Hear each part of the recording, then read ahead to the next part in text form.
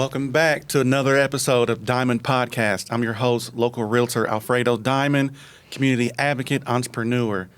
Before I go into our special guest, I've got a special intro. I did a little research, and I want to highlight some acknowledgments for this next special guest. If you hear LeBron James and all the accolades that he has, I'm thinking of this individual as the LeBron James of her industry locally. And before I go into it, some achievements. 2014 Marketing Director of the Year.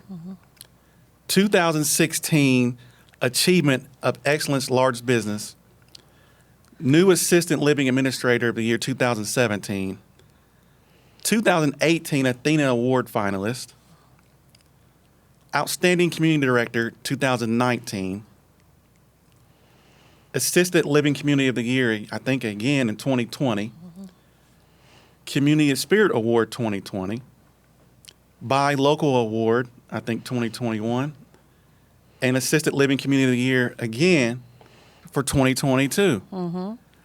Welcome to my special guest, Executive Director, the Leland Legacy Senior Community, Amanda Marquis. That was a mouthful. Welcome, man. Thank you for being here. It's a pleasure to have you. We've been talking about this for a while. Yeah. Thank you for taking time out of your busy day today. I appreciate it. So yesterday I kind of just dropped in on you. I wanted to get a quick picture with you, and I was really observing I'm a sales guy, but I'm also in the sales development and just noticing my surroundings. And I walk into your organization, your business, and the energy that I could just see in 5 minutes from the staff and the residents, I think that transcends through your energy, and I can just tell that people are in a great place there. Can you kind of talk about that? Yeah.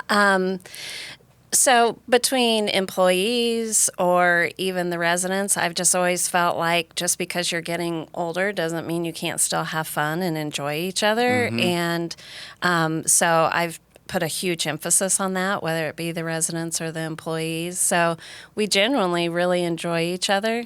The interaction, and we do get attached to the residents, and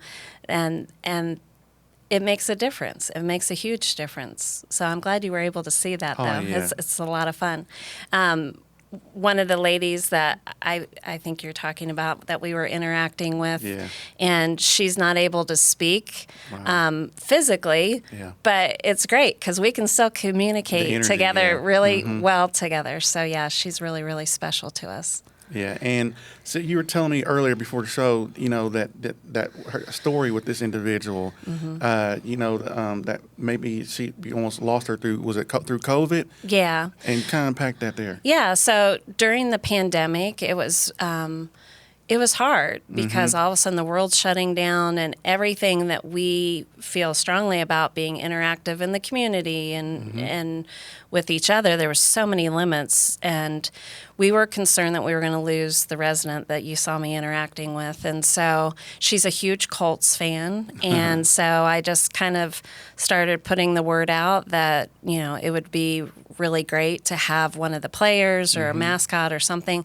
So actually a friend of mine is really good friends with Chuck Pagano, and all of a sudden I start getting videos sent to my cell phone directed towards her and just giving her a pep talk. I mean, he was literally her life coach through that and really brought her back. And we would hear from him probably every three to 4 weeks, and he would send videos to staff. He would send videos to her.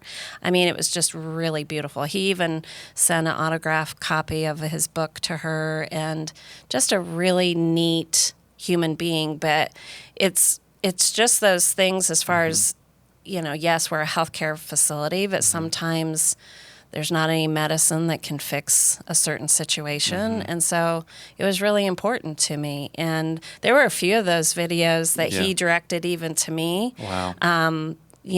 Because it was so defeating going through that and how it was affecting all of us mentally. And he really was our coach, So we still hear from him occasionally, and he's really involved with the Indianapolis Colts still to this day. So that's beautiful. Yeah. And I just love seeing a smile on her face. They kind of really just put a place in my heart there.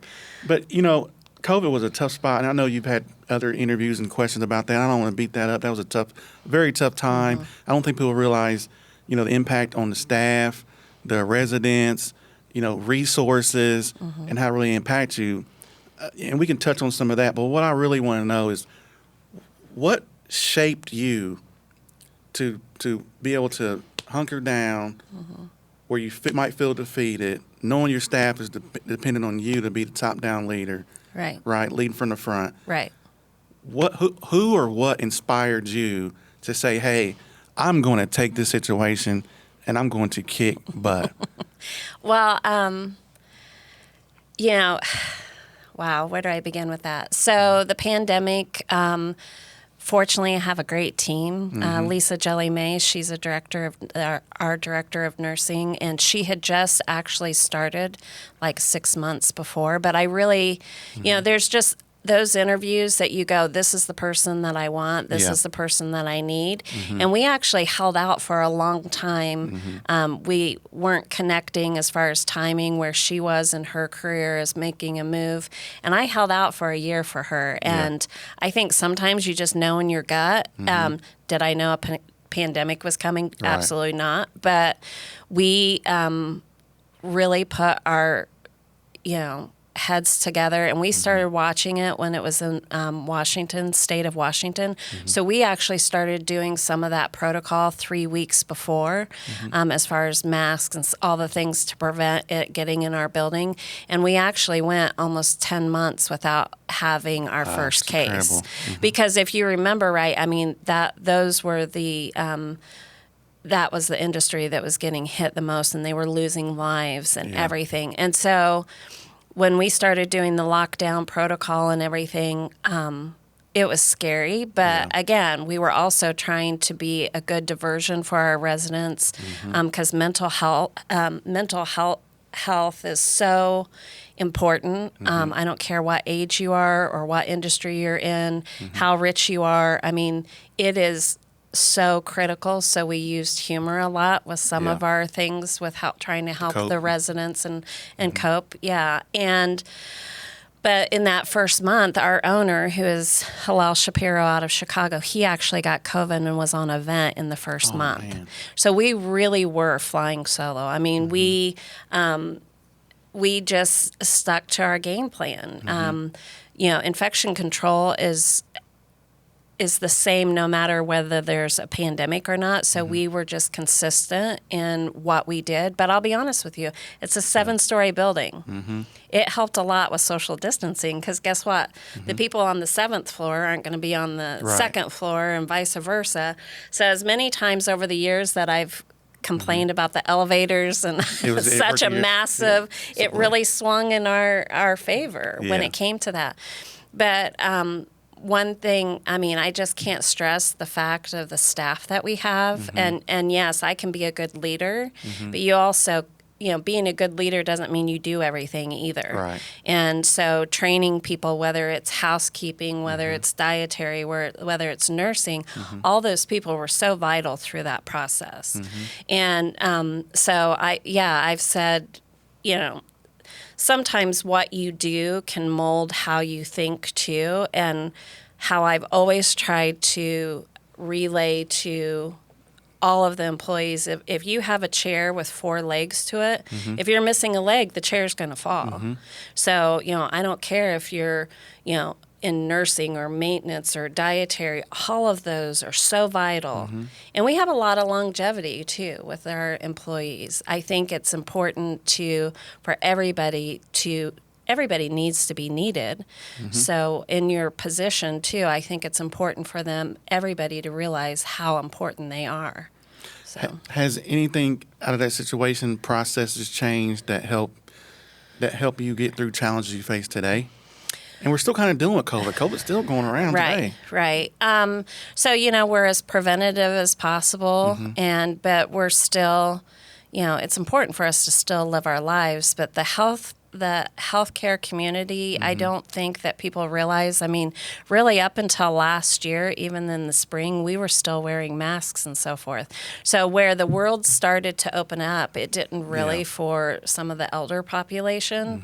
And I'll be honest with you, I had a little bit of, after effects, PTSD, if you want to say, Wow. as far as some of the people that we did lose through that. Mm-hmm. And That's tough. we were fortunate to not have lost very many people, but some of, their diagnoses really was too hard for them to overcome COVID. I mean, I had one lady that had a lung transplant, and she was in her 90s, and it was stacked against her. And unfortunately, she had some family that weren't very respectful of what needed to happen. As far as protecting her. And so we lost her. And that is something that is just always going to be really hard. Any death is hard, but through the pandemic, it was a lot. And I'll be honest with you, though, there was a couple times that I'm like, I'm out. After we get through the pandemic, I can't do this. And so a few vacations and some rest, and I'm like, okay, I think we all do that to a certain extent, maybe fuss, cuss, cry, I can't do this anymore. And then I also feel so strongly about the elder population. I've done a lot at the state capitol and continue to do some different things because guess what? We're all going to be there. And, I've met a lot of families or other people who maybe didn't treat the elder population right. Guess what? They were like you and I sitting here having conversations, and they still are the same person just because their body isn't keeping up with, how they used to be. So I think that the dignity is just so important to me. Yeah, yeah. And so when you look at let me get back to that. So walk me through, like, what was your path to get to the position you are now? So we can look at all these accolades and awards, but what's your background? What got you there? Well, you'll appreciate this. So I actually used to be in property management, and I was also Get out a of realtor. here. Get out of here. I didn't know that. And, I never knew that. Yeah, so that was what I did. A majority of my life, I was a regional manager for a company in Indianapolis over apartment complexes, but I also was in real estate. And so I had 20 listings when the crash happened in 2008. So if that tells you're getting you, it. You're getting after it. Yeah, okay. But that's why we relate so much. Okay, you're in sales too. As you know, though, I mean, if people couldn't get the financing, all those listings didn't help me any. And so at the time I was married and his family was from around here. So we moved to Richmond. And so I remember walking into Leland, and I was like, God, if I get this, I will never leave here. I mean, it was probably like 15 minutes before my interview, and I was just sitting there in awe. So you were in real estate, but then you had to have some credentials to go into your current role. I mean, you had to have a background in the medical field somewhat. Right. So actually, I didn't. Really? So when I started there, it was an apartment community for seniors. So there wasn't any health care. That's true. So the person who was the executive director at the time, she was planning on retiring. And so this was the whole plan, that I would mentor under her. And I did for 2 years. I used to work at the front desk. I used to be activities. I was kind of in all those different roles. And mentoring her. So she retired. I stepped into that role, and then a couple months later, it was sold to Lamplight Communities at the time, and they were licensed assisted living. And I remember that's where that element came from. Yeah, okay. And so I remember when he came in, I said, I'm so concerned about everybody losing their jobs. And he goes, the only one that has to worry about it is you, because you don't have a license to be a healthcare administrator. So I ended up being the marketing director, which I loved. Yeah. And that's the person who transitions people in. And I had a blast. All the community events. I just really enjoyed that. Yeah. And there was another acquisition to a gentleman in Chicago in 2015. He went through several healthcare administrators, and I just said, hey, take a chance on me. Send me to the course so I can be, have that license. Wow. And so it was just a learning. It was a growth process, and which I swore I'd never be in healthcare. Here we are, 16 years at the Leland. But I became the healthcare administrator in 2017. And I won't go anywhere. I mean, Yeah. I always say that, but then we got through the pandemic, and now there's a lot on a state level of, it's called Pathways Program. It's it's managed Medicaid. There's a lot of downfalls for the elder community, and so that's where I've ended up talking to Dr. Barrett and being at the State House and things Wow. like that. So I've really kind of taken it to a state level and trying to make a difference. Actually, next week I'm going to Indianapolis to some news channels and Indianapolis Star and really trying to pound the pavement and getting the word out there of there's some things going on that just shouldn't be for the elder population. Are you able to touch on some of that? So we're Yeah, aware? absolutely. Right now, there's a huge wait list for this Pathways Yeah. program. There's over 15,000 people on that wait list, and right now we have 14 vacant rooms in our building, and we have people to put in there. In those apartments. You need more facilities. Well, no, actually, it's totally opposite. They need to. There's all kinds of facilities Really? with vacant apartments and the people to put in it, but the state, in trying to save some money, has created this wait list. And I've already had 2 people die on that wait list waiting to get into the Leland. And what are we doing? Right. This Right. wait Gotta be an list. exception somewhere. Oh my gosh, A waiver or it's just something. so ridiculous. It's so ridiculous. So that's my concern Yeah. is there are communities that are sitting here with vacants, but these people have so much red tape to get through to get to the program. The other gentleman that died, he said it's almost like they want me to die before they have to pay for me.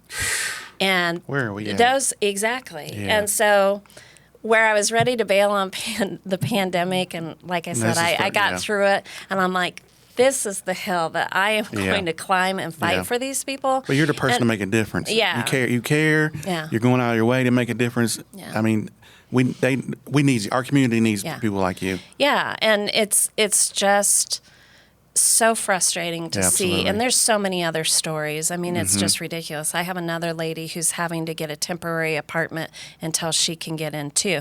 This wait list, the state's sitting there saying, I get so worked up about I love this. it. So that's That's great. how- But the state's saying, oh, this wait list, it'll be 6 to 8 months. We're looking at 2 years. If you are one of the people, and it's just not right. Yeah. And I agree Has to be with the something gentleman that I feel like it's almost like they're kind of setting this wait list and hoping that will kind of, that they won't have to pay for them. So terrible. it's really frustrating. Unfortunately, right now with it being kind of a lame duck session right now with the election, we're probably not going to see any changes until probably January.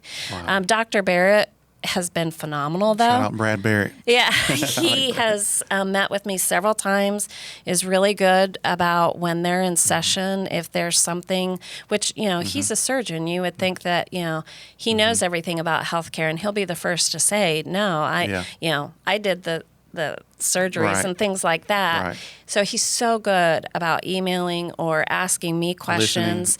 So, I mean, if that's just, I reached out to him and he answered and showed up at our building, Yeah. I Yeah. mean, so that's where any topic, I think it's really important for us to stay in communication with our lawmakers because they can't fix it unless they know about it. And so he's really been good as far as listening to our industry and is actually in January in the next session, there's going to be a bill that Dr. Barrett's a part of to try to eliminate that wait list. So again, I think, they can't fix it unless they know about it. So earlier you segued when you told me you did real estate before and property management, and it kind of I wanted to put a couple of topics on the back burner. So Sure. I want to know, in your world, how does the business side of things? Because it's important that you bring in revenue and that each head count it contributes to a certain dollar. Yeah. I mean, is there funding provided for some of the residents?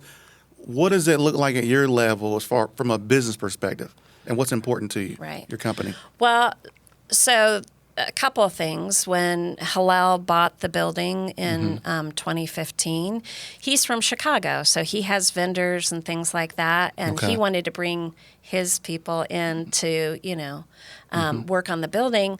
I just had a really frank conversation with him, and I'm like, this is a community that if you take care of them, they will take care of you.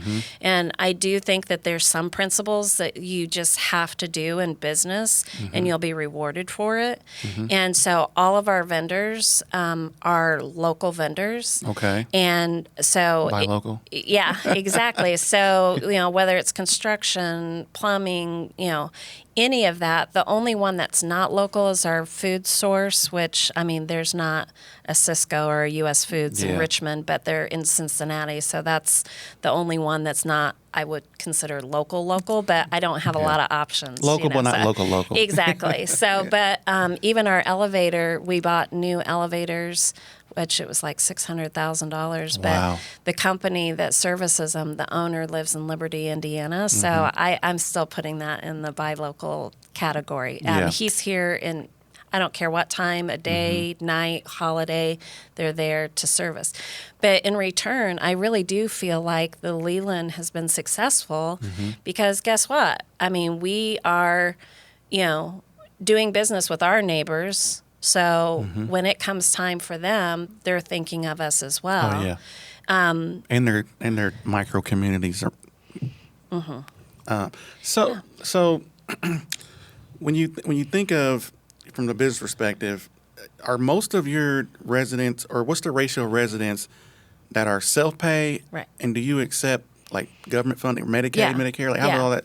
What's the ratio? We do take private pay, long-term care policies, veterans benefits, but the program that I was telling you about that has the wait list, it used to be called Medicaid waiver, which isn't Medicaid itself. So there's like a lot of stigma with that word, but Medicaid waiver is actually the state has figured out it is cheaper to help pay for assisted living than have somebody live in a nursing home. And there's a lot of people that can thrive and do really, really well with assisted living. We do the meds, bathing, food, all of that.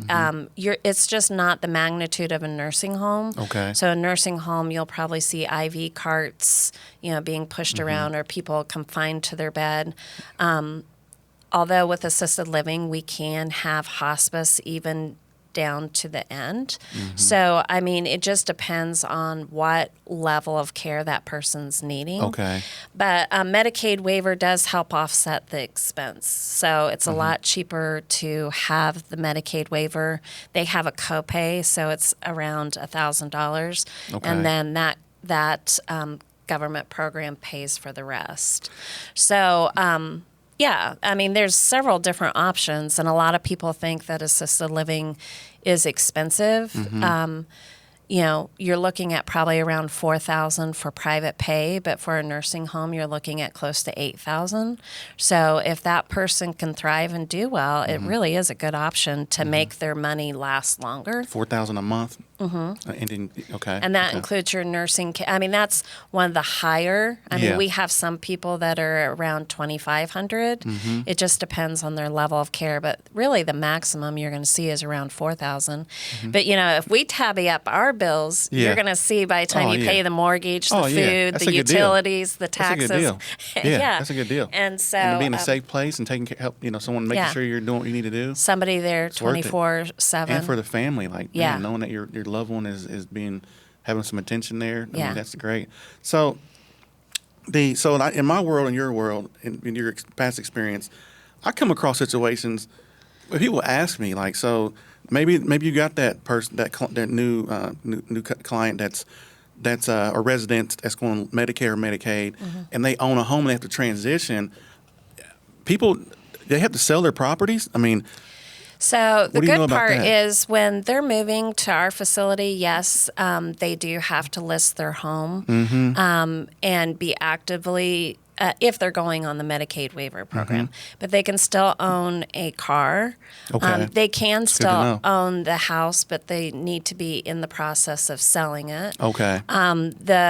the program, they can actually make up to $2,800 a month. Okay. So there great are information. certain income guidelines, but it's realistic. If they're paying $1,000 for their copay, they still have money that they can spend, Yeah. and they have to spend it to stay on the program. So there's Medicaid when you go into a nursing home. They do. The only thing that the person can have financially is $52 a month. Yeah. I'm So okay with that. that's the good part about the assisted living. And that's why I've been so passionate about it, because there's people that live at home that don't need nursing home, but they can't stay in their home. There's a lot of people in between. And so that's where we come in. And it's fun because, we take them to Reds games, travel around doing different fun things. Being out in the community is still important. We started the cafe on that premise that if they can't get out, at least they still have That's an nice. opportunity for a restaurant, a beauty shop, and have different things coming, different people coming in. So. Well, that's amazing, and I love the energy in your atmosphere, in your organization there. You definitely can tell that your energy is pumping through there. In closing, if you can give a shout out to one person today that's either influenced you or on your staff or family, who would you shout out today? Who would you get some recognition? Wow. Quite honestly, I think one of the reasons why I'm so pumped about seniors and elder population, I lost all my grandparents by the time I was in 5th grade. And so I think that's how I've gotten so attached to this industry and the people in it, is because there was such a void in my life that I genuinely enjoy being around all of these, my clients, but we say Leland family, and it's very genuine when we say that. We do genuinely care about them. That's a beautiful response. And Amanda, it's been a pleasure having you here. I'm so excited about this one. Got through it, and just can't thank you enough. So I wish you continued success. Keep doing what you're doing. We need you in our community, doing what you're doing in our communities. So don't stop. I appreciate it. That's been another episode of the Diamond Podcast. Thank you for tuning in. We'll see you next time.